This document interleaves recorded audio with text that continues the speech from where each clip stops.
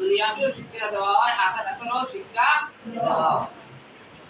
তাহলে আমরা কোনটারে বেশি প্রাধান্য দেব, দুনিয়াবি না আখিরাতের শিক্ষারে প্রাধান্য দেব বেশি?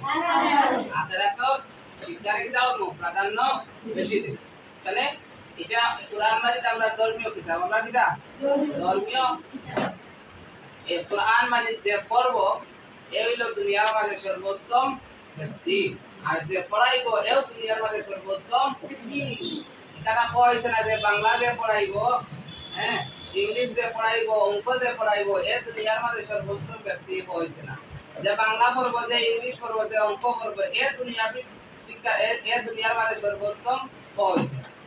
কইছে কিটা যে দুনিয়ার মাঝে ও ব্যক্তি সর্বোত্তম যে কোরআন মাঝে শিক্ষা করব এবং অন্যরা কিটা করব শিক্ষা দেব, এরা কিটা দুনিয়ার মাঝে সর্বোত্তম ব্যক্তি। হ্যাঁ দুনিয়ার মাঝে চলতে ফিরতে গেলে কিছু লাগে, শিক্ষা লাগে, দুনিয়াবি শিক্ষা প্রয়োজন হয়। যেমন আমরা মাতৃভাষা কিটা বাংলা, আমরা কিটা করা লাগবো, বাংলাও কিটা করা লাগবো, শিক্ষা লাগবো। ঠিক আছে নি?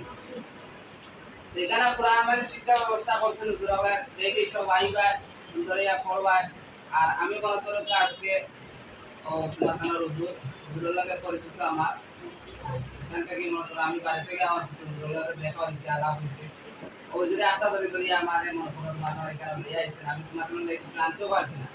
আগামীতে ইনশাল্লাহ আমি আইলে মাতানোর এই পুরস্কারের ব্যবস্থা করিয়া লইয়া সব খুশি আছে তো? আর দোয়া করবে আল্লাহ তাআলা কি মাতানরে দ্বীনের খাদিম হিসাবে, দ্বীনের মুজাহিদ হিসাবে কবুল করুন। ঠিক আছে নি? ও না আমিন। আমিন। আল্লাহ তাআলা কি মাতানরে কি তাও দ্বীনের মহিলা যারা আছে তারা মুজাহিদা আর পুরুষ যারা আছে তারা মুজাহিদ হিসাবে আল্লাহ তাআলা কি তাও কবুল করুন। তাহলে আমরা যত ইসলামী যত শিক্ষা আছে আমরা এগুলা কি করব? সুশিক্ষায় শিক্ষিত হইব। কি করব? সুশিক্ষায় শিক্ষিত। আমরা বড় হইয়া শিক্ষা অর্জন করিয়া আমরা হুজুর হলে কোনো শিক্ষা করতাম না, অসম্মান করতাম না। যারা ধর্ম হুজুর হলে তার কাছে আমরা আলিফ করছি, তার কাছে চিন্তা করছি আলিফ করছি, তার ধর্ম আমরা সম্মান দিব এবং তার সর্বোচ্চ স্থানক ধর্ম থাকা। কোনোদিন উস্তাদ হলে বেয়াদবি করতাম না। রাজি আছো তো ইনশাআল্লাহ? ভালো থাকো। ঠিক আছে? আমাদের দেখি তোমার তাহলে কিছু শিক্ষা দেয়। ঠিক আছে নি?